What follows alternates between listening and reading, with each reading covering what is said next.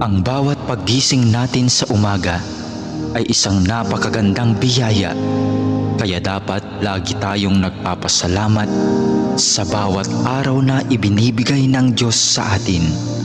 Kaya naman, manalangin tayo sa ngalan ng Ama na siyang lumikha ng langit at lupa. Amen.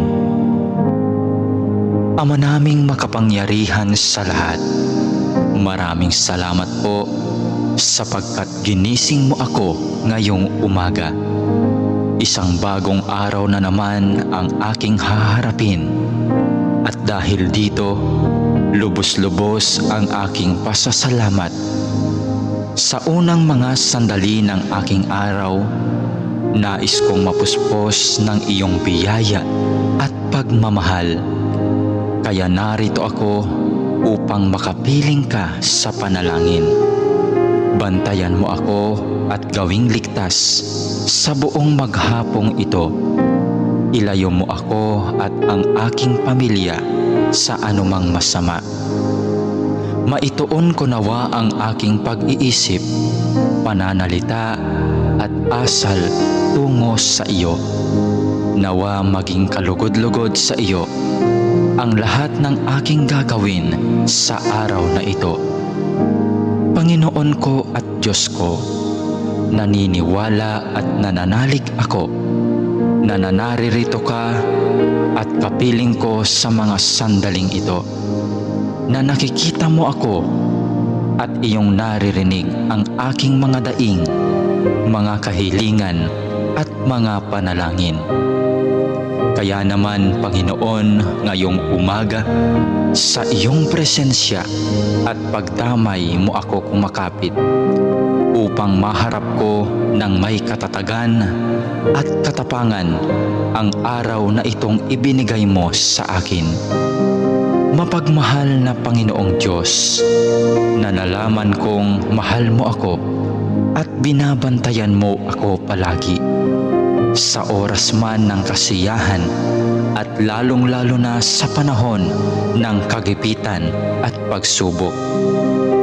Tulungan mo akong huwag makalimot sa katotohanan ito. Maraming salamat po sa biyaya mong pag-ibig at pag-iingat na hindi mo ipinagkait sa akin, sa kabila ng lahat ng kasalanan at pagkukulang ko.